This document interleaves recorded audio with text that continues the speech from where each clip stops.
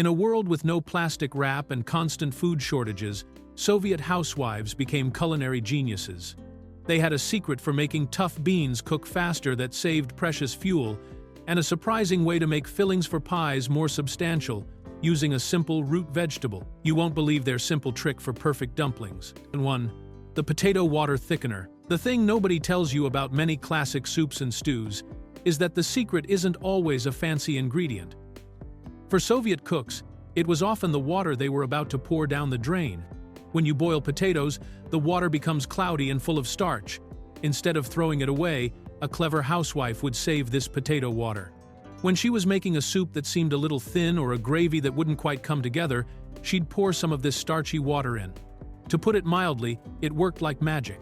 The starch from the potatoes would instantly thicken the broth, giving it a richer, more satisfying texture without using up precious and often rationed flour. This was a huge deal when a family had to make a small amount of vegetables or a few scraps of meat last for a whole meal. The potato water made the soup feel more substantial and filling. It was a wow factor born from pure necessity. What many overlooked was that this water also contained vitamins and minerals that had leached out of the potatoes. So it added a little bit of extra nutrition to the meal, something that was incredibly important during tough times. It was a simple, brilliant trick that used a byproduct most people would consider trash. They could make a filling soup from practically nothing.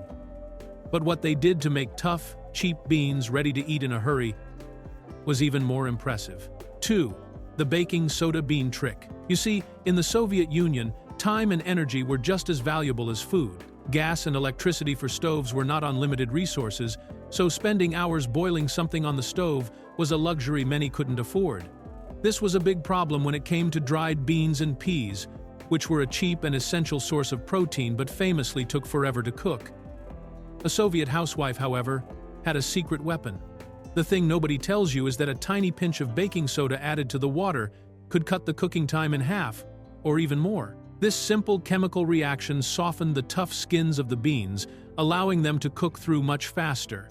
Many people are crazy about pressure cookers today to do the same job, but this was a low-tech solution that worked wonders. This meant a family could have a hearty bean soup or a porridge ready for dinner without using up an entire afternoon and a tank of gas. What many overlooked is that this trick not only saved fuel but also made the beans easier to digest. It was a perfect example of using basic kitchen chemistry to solve a very real problem of scarcity. Saving fuel was smart, but making a meal feel bigger than it actually was required a different kind of cleverness. Especially when it came to fillings for pies and dumplings. 3. The potato filler extender. When you're feeding a hungry family with very little, every bite counts. A classic Soviet comfort food was piroshki, or small baked pies, often filled with cabbage. But what do you do when you don't have enough cabbage to make a satisfying filling? The answer, you see, was the humble potato. A Soviet cook would finally grate a raw potato or two and mix it into the shredded cabbage before cooking it down with onions. Not all things are what they seem, because the potato would practically disappear into the cabbage, but it did something incredible. It added bulk and a soft, satisfying texture to the filling. The most shocking fact is that this simple trick could make a small head of cabbage feel like twice as much. This meant more piroshki for everyone, and a much more filling meal from the same amount of ingredients. This wasn't just about tricking the stomach. The potato also absorbed a lot of the flavor from the cabbage and onions, making the whole mixture taste richer. It was a brilliant way to stretch a key ingredient and make sure that no one left the table feeling hungry, a constant concern for families. They were masters at making food go further, but their methods for preserving food for the harsh winter were where their real genius shined. Starting with a technique that sounds truly bizarre today. 4. The newspaper dough wrap. Many people are crazy about cling film and plastic wrap to keep their dough from drying out. But in the Soviet Union, such things were science fiction. So how did they keep their precious bread or pierogi dough soft and pliable while they were working with it? You see, the answer was often found in yesterday's news. A housewife would take a sheet from a newspaper, dampen it slightly with water, and gently wrap the resting dough in it. It sounds strange, but it worked perfectly. The damp paper created a humid environment that kept the surface of the dough from forming a hard, dry crust. This was incredibly important because every scrap of flour was valuable, and a dried-out dough would lead to waste. The thing nobody tells you is that the newspaper had to be just damp enough, not soaking wet, which was a skill passed down through generations. What many overlooked was the dual purpose of this method. In the cold Russian winters, the layers of newspaper also acted as an insulator, helping to keep the dough at a consistent temperature so it could rise properly. This trick kept dough fresh, but their method for preserving the most important vegetable of all, cabbage, involved a tool that has all but vanished from the modern kitchen. 5. The wooden barrel fermentation. Today, we buy sauerkraut in a glass jar from the supermarket. To put it mildly, that is a world away from how a Soviet family would prepare their most vital winter vegetable. For them, sauerkraut wasn't a side dish, it was a lifeline, packed with vitamin C to get them through the long, dark months. And the secret to making the best, most nutritious sauerkraut was the wooden barrel. A family would shred dozens of pounds of cabbage, mix it with salt and maybe some carrots or cranberries, and pack it tightly into a large wooden barrel. The thing nobody tells you is that the wood itself played a role in the fermentation. Unlike glass or plastic, the wood could breathe, and the specific microbes living in the grain of the wood contributed to a more complex and delicious flavor. What many overlooked is that this was an ancient technique, stretching back centuries before the Soviet era. The barrel would be kept in a cool cellar or on a balcony, with a heavy stone placed on top to press the cabbage down and keep it submerged in its own brine. This process of lacto-fermentation not only preserved the cabbage for months, but also created beneficial probiotics, making it a true superfood. Making food last was one thing, but preventing daily kitchen disasters with simple hacks was another skill entirely, like their foolproof method for boiling milk. 6. The wooden spoon milk trick. You see, every Soviet housewife knew the frustration of boiling milk. Turn your back for 1 second, and it boils over, making a huge, sticky mess on the stovetop. Or even worse, it scorches on the bottom of the pot, giving the milk a terrible burnt taste. Without modern non-stick pots, this was a constant problem. But they had a ridiculously simple solution. They would simply place a wooden spoon across the top of the pot. Not all things are what they seem, because this wasn't just a superstition. It was practical science. The wooden spoon, being less dense than the milk, would break the surface tension as the bubbles rose. The most shocking fact is that the bubbles would be forced to condense and retreat rather than boiling over the edge. It also provided a cooler surface for the bubbles to hit, which helped to dissipate their energy. This simple trick allowed a busy cook to step away from the stove for a moment without risking a messy cleanup. It's a perfect example of a low-tech solution to a common problem, a piece of kitchen wisdom that has been almost entirely forgotten. This clever trick saved them from messes, but their reliance on one key ingredient could turn a simple vegetable salad into a rich and creamy meal. 7. The mayo miracle. Many people are crazy about vinaigrettes and light dressings today, but in the Soviet kitchen, mayonnaise was king. It wasn't just a condiment, it was a core food group. The thing nobody tells you is that Soviet mayonnaise was a bit different from what we're used to. It was often richer and had a more pronounced flavor. It was also incredibly versatile. A jar of mayonnaise could transform a few boiled potatoes, carrots, and a can of peas into the famous Olivier salad, a dish that was a mandatory part of any celebration. You see, mayonnaise added fat and calories, which were essential for a diet that was often lacking in both. It could make a simple salad of grated beets and garlic feel luxurious. What many overlooked was that it was also a way to stretch more expensive and harder-to-find ingredients like sour cream. A dollop of mayonnaise mixed into a soup could give it a creamy texture when there was no cream to be found. It was the ultimate utility player in the Soviet kitchen, capable of making even the most basic ingredients feel like a feast. Mayonnaise was a staple for celebrations, but nothing was more fundamental to the everyday meal than bread, and absolutely none of it was ever allowed to go to waste. 8. The breadcrumb economy. In the Soviet Union, throwing away bread was practically a sin. Every crust, every stale slice was saved. You see, bread was the foundation of the entire diet, and wasting it was like throwing away money. So, what did they do with all those dried-out ends? They created a whole economy of breadcrumbs, or sukhari, as they were called. A Soviet housewife would collect all the stale bread in a cloth bag. When she had enough, she would either grate it by hand or, in a truly clever move, put it through a meat grinder. The result was a constant supply of fresh breadcrumbs. The thing nobody tells you is that these weren't just for breading things. They were a key ingredient in one of the most common Soviet meals, kotlety, which were small meat patties. The breadcrumbs were mixed directly into the ground meat, stretching a small amount of expensive meat to create many more patties. This not only made the meat go further, but also made the kotlety juicier and more tender.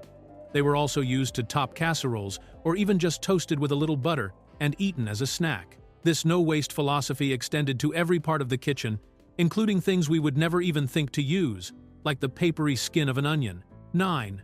The onion skin dye. For most of us, the dry, papery skins of an onion are trash. We peel them off and throw them in the compost without a second thought. But for a Soviet housewife, those skins held a secret. You see, every year for Easter, families would boil eggs, but they didn't have kits with colorful dye tablets. Instead, they used onion skins. A cook would save the dark reddish-brown skins from onions for weeks leading up to the holiday. Then, she would boil them in a pot of water, creating a rich, natural dye. The eggs would then be gently simmered in this onion skin broth. The most shocking fact is the result. The eggs would come out a beautiful, deep reddish-brown or a lovely golden color, depending on the type of onion. To make patterns, they would wrap the eggs with leaves, rice, or string before putting them in the dye, creating intricate designs. What many overlooked is that this method was completely natural and cost absolutely nothing. It was a tradition that turned a kitchen scrap into a thing of beauty and a central part of a beloved holiday celebration. They could create beauty from scraps, but their real talent lay in making something substantial out of almost nothing, especially when it came to the centerpiece of the meal, the meat. 10. The meat stretcher. Meat was a luxury in the Soviet Union. Getting your hands on a good cut was a rare treat, and it was far too precious to be eaten all at once. The working man needed protein, so housewives became experts at stretching a small amount of meat to feed an entire family for several days. This is where the famous kotlety recipe really shined. To put it mildly, this wasn't just a meat patty, it was a feat of engineering. A cook would take a small amount of ground meat, maybe a half pound for a whole family, and mix it with a large amount of filler.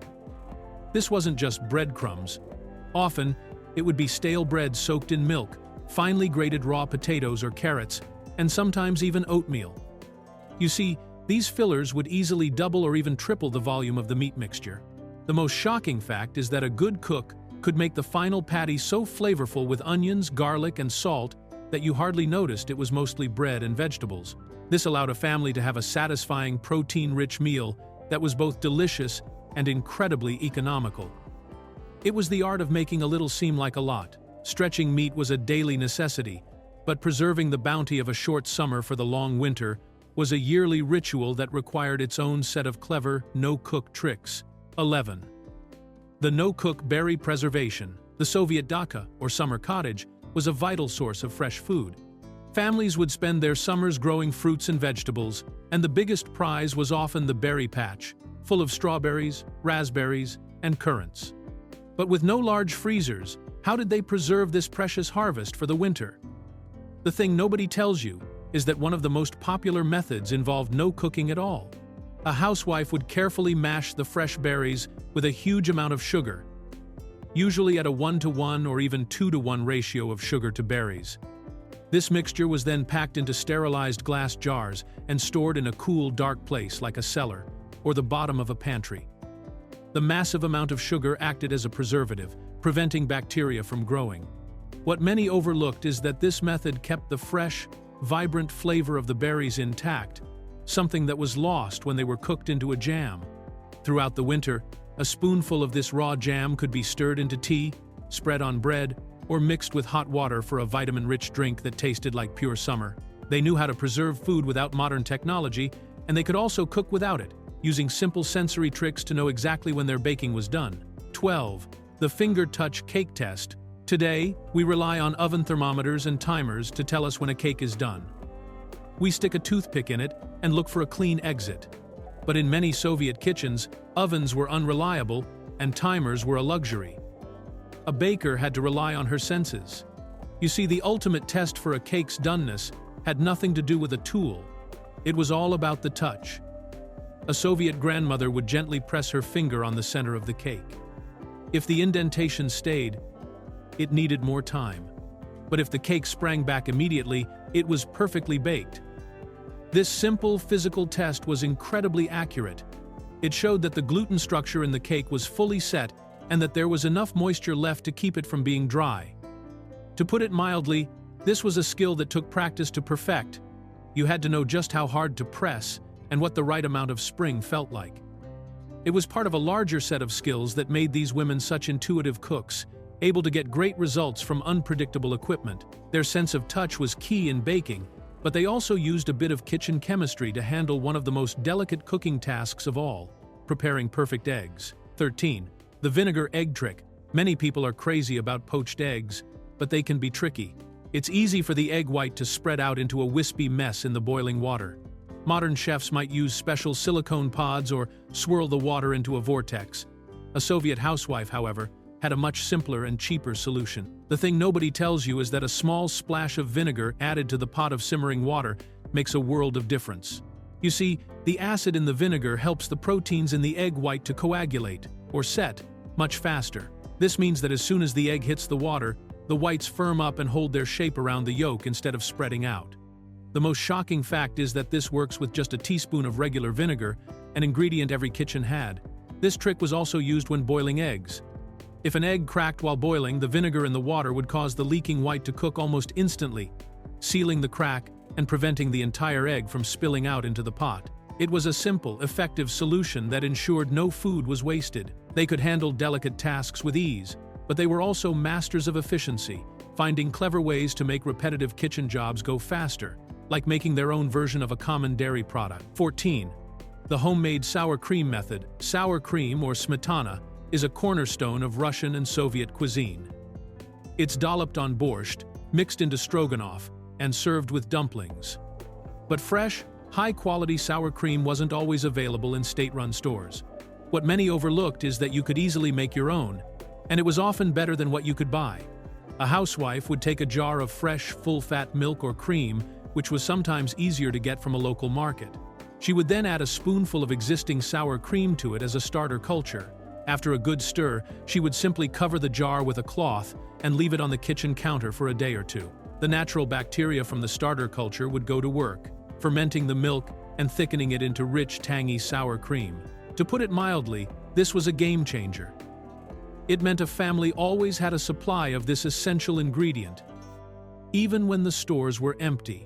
This process of home fermentation was applied to many things, including making kefir, a healthy probiotic drink, and even kvass, a fermented bread drink.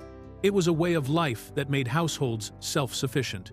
This self-sufficiency meant nothing ever went to waste, not even the dregs at the bottom of a soup pot, which led to a very unusual and clever dish.